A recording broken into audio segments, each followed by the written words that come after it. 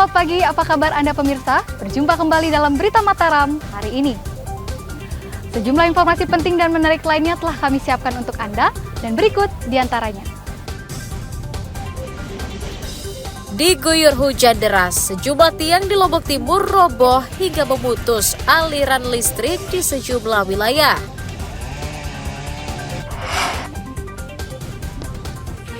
Diduga terbakar cemburu, seorang pria di Lombok Timur tega menghabisi nyawa kekasihnya.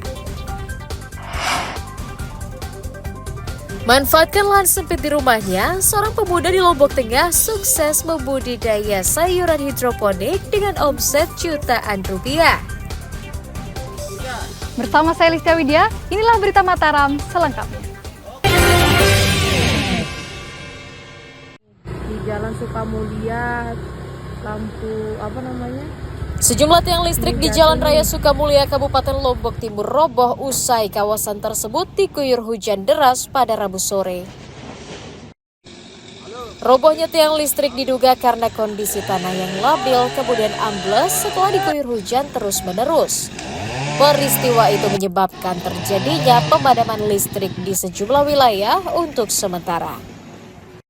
Guna menghindari korban jiwa, petugas kepolisian mengalihkan pengendara agar menggunakan jalur lain sembari menunggu petugas melakukan perbaikan. Untuk menyingkirkan tiang listrik yang roboh, petugas mengerahkan alat berat sekaligus memulihkan kembali aliran listrik yang terputus. Semenjak ada laporan dari masyarakat maupun dari media sosial, langsung menuju ke lokasi. Pertama, pembebasan tegangan dulu agar tidak ada aliran listrik yang berbahaya bagi masyarakat. Terus yang kedua, persiapan untuk recovery-nya. Nah, ini memang ada beberapa kendala dari sisi lokasi awal penancapan tiang tersebut. Nah, ini masih diusahakan karena waktu kita gali masih ada aliran airnya lagi. Nah, cuman ini masih bisa kita kendalikan lah. Seperti itu. Recovery pemadaman pelanggan yang terdampak, kita juga ada manuver dari jalur yang lain. Nah, itu jadi sementara memang ada beberapa pelanggan yang padam, tapi sudah kita kurangi lah. Hingga Kamis sore, perbaikan jalan dan tiang listrik sudah selesai dilakukan sehingga jalan kabupaten kembali dibuka untuk masyarakat. Mutarun melaporkan dari Kabupaten Lombok Timur.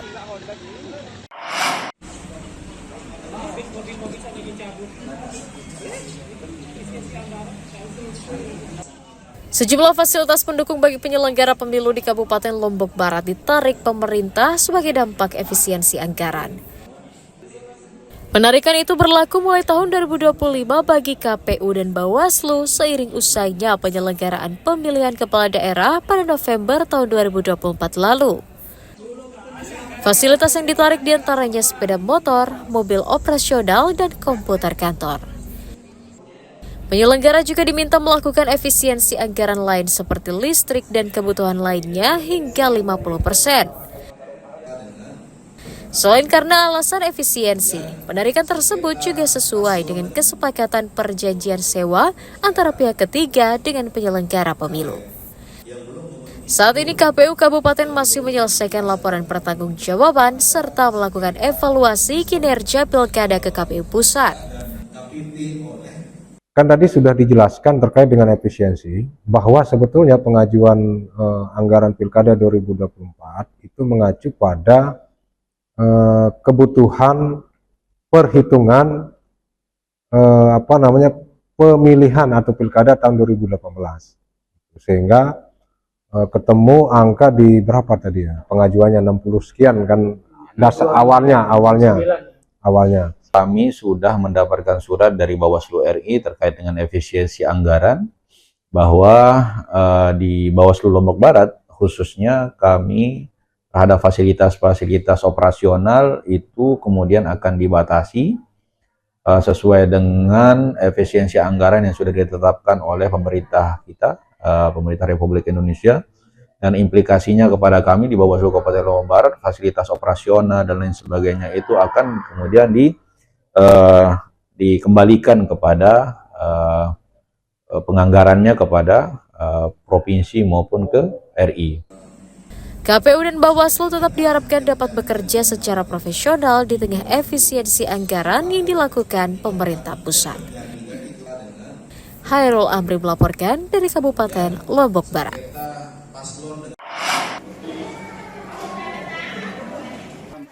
Pelayanan sini. Jumlah warga terjangkit demam berdarah di Kabupaten Lombok Barat terus bertambah memasuki musim penghujan bulan Februari 2025. Dinas Kesehatan Lombok Barat mencatat jumlah warga terjangkit demam berdarah pada bulan Januari sebanyak 40 orang, namun meningkat menjadi 162 orang memasuki bulan Februari. Penyebaran demam berdarah terjadi merata di 10 kecamatan dengan didominasi pasien dari kalangan anak-anak dan lansia.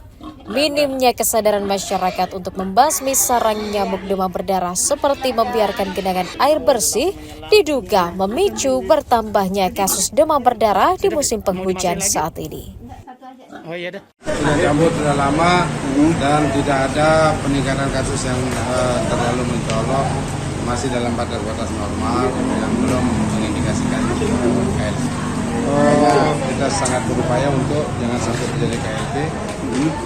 Kebijakan Pak Kepala Dinas adalah memerintahkan semua tim untuk memantau semua puskesmas agar tetap melaksanakan PSN. Jadi puskesmas juga tetap melaporkan kegiatan PSN-nya lewat media sosial. Kita melaksanakan kegiatan pemberantasan sarang nyamuk, di mana kegiatan ini pertama sebagai responsif atas meningkatnya kasus demam berdarah di Lombok Barat, khususnya di wilayah kerja Puskesmas Gerung. Kemudian tujuannya adalah untuk pemberantasan sarang nyamuk, di mana nyamuk ini menjadi vektor penularan penyakit demam berdarah. Ada 13 rumah tangga yang dilihat tadi, dari 13 rumah tangga itu ada 9 rumah tangga yang positif jentiknya. Selain menerjunkan petugas pemantau jentik dan mendistribusikan ribuan kemasan bubuk abate ke masyarakat, Dinas Kesehatan juga mengajak warga menerapkan pola hidup sehat dengan menyingkirkan genangan air di lingkungan tempat tinggalnya. Hairul Amri melaporkan dari Kabupaten Lombok Barat.